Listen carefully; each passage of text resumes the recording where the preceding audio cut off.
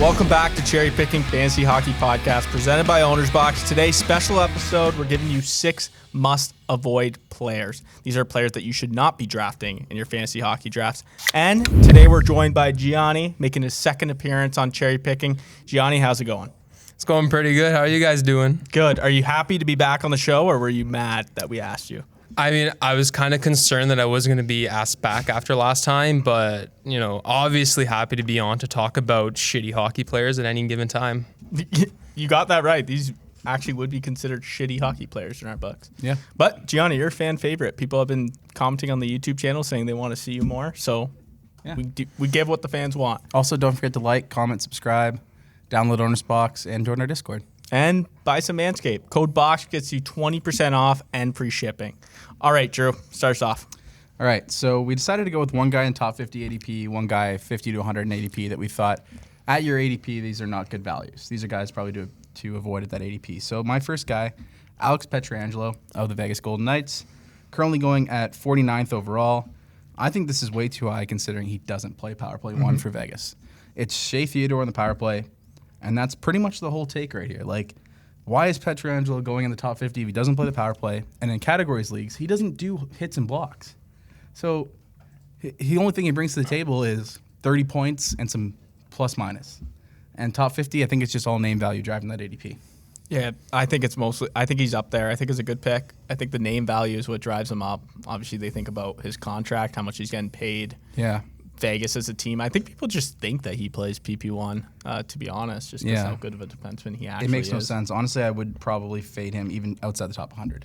He's probably going to be playing in more of a shutdown role with Alec Martinez anyways, so his points might even drop down even more. I'd say he should be going around like 115 to 130, not top 50. So, yeah, great point. I went with the same range and a defenseman. I went with Aaron Ekblad. I sound like Brody here, who hates Florida, but Florida, I think people think that they had one of the best power plays in the NHL, but they really didn't. If you look at the stats, they were middle of the pack power play percentage at 20%. Obviously, we know Ekblad, Huberdeau drive that power play, but I think we see Ekblad potentially moving off PP1 this year. There's a lot of talk about Mackenzie Weegar and how he can take a step forward this year. I do really think that, and I'm not taking the risk in the 4th or 5th round taking Ekblad as my 1 or 2 defenseman if there's a chance that he's off PP1. There's guys like Drew said, Letang, Roman Josi. These are guys who are staples on their PP1 that they will not change unless they get injured. Yeah. But I think that Ekblad, this is just too low. The ADP is too low for me in the 40-50 range. It was tough to find someone in the first 3 rounds. I know Gianni's going to mention someone in the first round, but I think that Ekblad in the 4th or 5th, I just would never do it. Yeah, I completely agree. Again, I'd rather have guys that are guaranteed power play one time, like Jacob Chikrin, like you said, Josi and Letang, these guys that are offensive drivers for their team. Ekblad, I think it's because he went that first overall pick, and he's kind of like the franchise defender that you assume he's going to be the power play guy, but he is more of a defensive defenseman than an offensive defenseman. Yeah, I agree. And I think they go Weegar, and you see that power play percentage go up this year. Yeah, I think it's definitely the same as Pietrangelo, where he's going to run that second unit, more shutdown role. Yep. Who you got there, Gianni? Give us our hot take here by Gianni. Yeah. So this, I was going to say it was a hot take, but you kind of mentioned that too. So I have David Pastrknak, 7.8 ADP, second-ranked winger. I just think Boston got so much worse and the Atlanta got so much better. Just that value that he had before isn't necessarily there. He's obviously still a top 15 talent, but when you're in that top 10 range, you kind of want to take the safest pick. I think Pasternak's too much of a variance player where he could very well, he could be competing for the Richard and get you a lot of points in a goals league, but I just don't think he's that safe of a player where you're seeing guys immediately after him like Matthews, Panarin, Ovechkin, Makar, who I would just consider so much safer. And they're being taken after him. They're being taken outside ADP of 10, where you're trying to get that premium defenseman. You want to go Makar instead, or you'd rather just go Matthews. Even in the second round, you're seeing guys like Point, Huberdeau, Zibanejad, Svechnikov, Adam Fox. You like all those guys more than Pastrnak? In their ADP for sure. Oh. So if you're going Braden Point and you're going in a center wing league, Braden Point is a center right wing. I would argue Braden Point is bringing you almost as much value as Pastrnak, and getting that split of Makar with point might bring you more value than just going the 2 right wings early. Just kind of you're planning ahead. Going Pastrknak at 7 kind of screws you up a little bit later on. I think he's one of the only a few guys with a real 50-goal potential, though. Like, He does have that potential. he did only play like half the season last year, or maybe the last third of the season. I think it was definitely half. It was potentially a little more.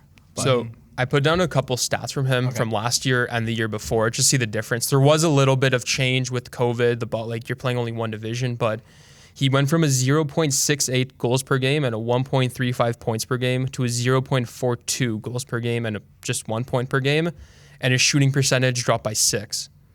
So if you want to call that, maybe he was lucky one year and unlucky the other. Yeah. Maybe it's a bit of that, but just that drop in numbers, maybe you're basing it too much off that Richard winning season, that you're kind of thinking he's a little more valuable than he is. Good point, though, in that if he's only going to be a point per game player, then that's not worth first round pick. You need someone with more potential than that. Yeah. But I do like the goals in a points league. So He's definitely a top 15 player, but top 7, top 8, I think there's too much of a premium on certain players. so you'd rather go like Makar? I'd rather go Makar, Matthews, Panarin. Okay. okay. Yeah, I like it. Drew and I are pretty big Pasta fans for fantasy, but it's interesting to hear the other side. I don't know if I'm ready to say that I could see that line regressing. Like, obviously, they're getting older. At some point, that dominant line is going to fall back, and that power play as well. But, hey, could happen. So then are you also fitting Marchand? Who would you rather have out of the two? Or So I was kind of thinking along that line of even Marchand including it as a combo, but there's a big thing where Taylor Hall is just going to absorb minutes from that line too. Yeah, you could do. Yeah, then maybe they'll play the It's- second line a bit more. Very tricky team to predict this year. Yep. I still think where- they'll keep that first line together, but Yeah. if you overall think the line's going to regress a bit, then I can see where you're coming from. Okay. Drew, who's your late rounder to avoid?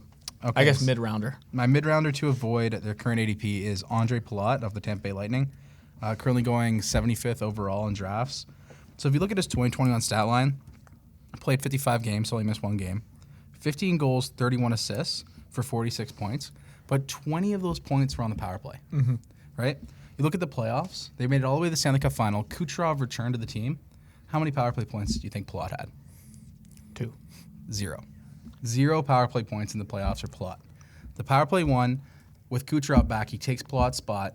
It's Kucherov, Point, Stamkos, Hedman, and Killorn, who has been a staple on that first power play since like at least 5 years, probably 6 or 7 years now. Killorn's been a staple in that first power play. So although he is getting Kucherov back 5-on-5 as a line mate, he only in the playoffs scored, I think it was a 0.5 points per game with Kucherov and Point on his line. He is not going to be on that power play and therefore is not worth that top 75 ADP. Do you think Gianni Gord going to Seattle opens up more opportunity for him? No, because I think he still stays on that first line with Kucherov and Point. And then Stamkos is that second line center now with Killorn and maybe Ty Johnson. I'm not sure. But Ty Johnson went to Chicago. oh, that's right. Sorelli. Sorelli, Yeah. there we go. Sorelli would be the second line winger there. But overall, it's that half his points last year came on the power play, not on the power play with Kucherov back. So definitely not worth top 75.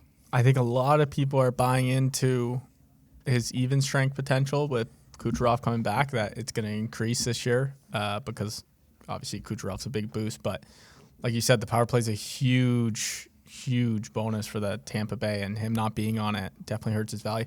I'm surprised that his ADP was that. What is that? Like, Even in past seasons, we've seen him with Kucherov 5-on-5 and no power play, and he's been an average 55 to 60 point player. So that's not something you look for in top 75. Okay. I went with Radulov, an ADP of like 92.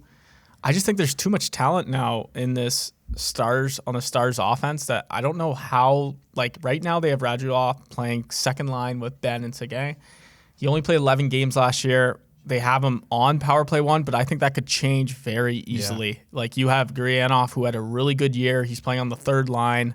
He's on the second power play. But I can even see Gurianov like taking his spot on the second line. And you have Hintz as well. Yes. Robertson. Robinson's projected to play on the first line with Rupe. There's so many forwards there. So I'm many. not sure that Radulov stays on that power play, right? That's what I'm thinking. And also injuries. Like he ruins the flow if he's out for a couple games. Like why would they want to risk him putting him on PP1? I think that Radulov, people see that upside with his points. Obviously he 11 games last year. He had 12 points, which was awesome. But you got a lot of guys like Seguin's coming back. Ben's going to be healthy. He was battling injuries all year last year. So I think that Radulov, this is just the 92 ADP. I'm just not drafting him this year at all. It's a good call. Overall, I'm on the Stars this year, but of that top 6, that's the one I'd be fading at their ADP. Probably him and Pavelski, while targeting Seguin, Ben, and Hintz, and Robertson. Yep. I still like Ryanov. I think that he's a late guy that you could get. Yeah. Very skilled player. What do you think, Gianni?